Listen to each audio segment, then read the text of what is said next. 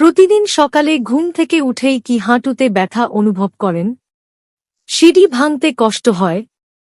কোমর, কাঁধ, ঘাট বা জয়েন্টের ব্যথার কারণে কি স্বাভাবিকভাবে হাঁটাচলা করাও কঠিন হয়ে পড়েছে? অনেকেই বছরের পর বছর ব্যথার ওষুধ খেয়ে সাময়িক আরাম পান, কিন্তু কিছুদিন পর আবার সেই একই যন্ত্রণা ফিরে আসে। যদি আপনিও এমন সমস্যার সঙ্গে লড়াই করে থাকেন, তাহলে আজকের ভিডিওটি শেষ পর্যন্ত দেখুন। কারণ আজ আমরা জানব এমন একটি সাধারণ বীজ সম্পর্কে, যা আমাদের প্রায় প্রতিটি রান্নাঘরেই থাকে, অথচ এর সম্ভাব্য উপকারিতা সম্পর্কে অনেকেই জানেন না। আর সেই বীজটির নাম মেথি। মেথি শুধু একটি মশলা নয়, এটি বহু বছর ধরে বিভিন্ন ঐতিহ্যবাহী খাদ্যাভ্যাসে ব্যবহৃত হয়ে আসছে।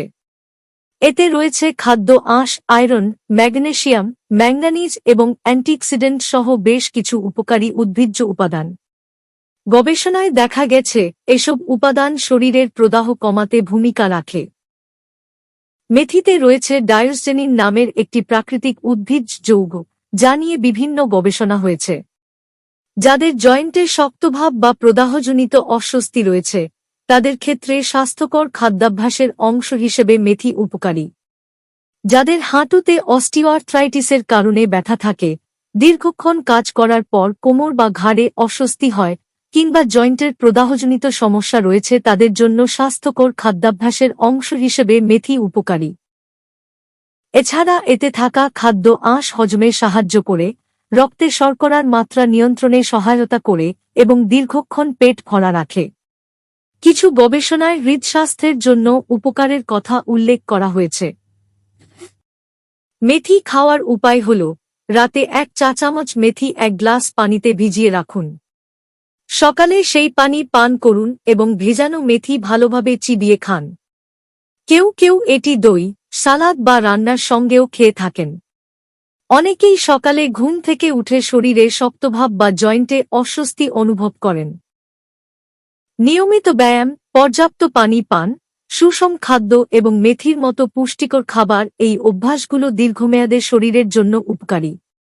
তবে একটি বিষয় অবশ্যই মনে রাখবেন, যদি ব্যথা খুব তীব্র হয়, ফোলা, জ্বর বা ব্যথার কারণে নড়াচড়া করাই যেন কষ্টকর হয়ে পড়েছে, তাহলে অবশ্যই একজন চিকিৎসকের পরামর্শ নিন।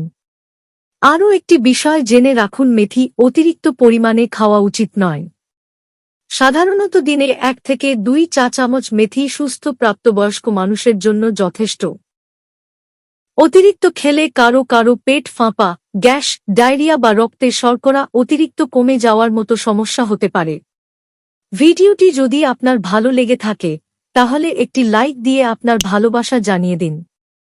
এমন একজন মানুষকে ভিডিওটি শেয়ার করুন, যিনি হয়তো দীর্ঘদিন ধরে ব্যথার সঙ্গে লড়াই করছেন।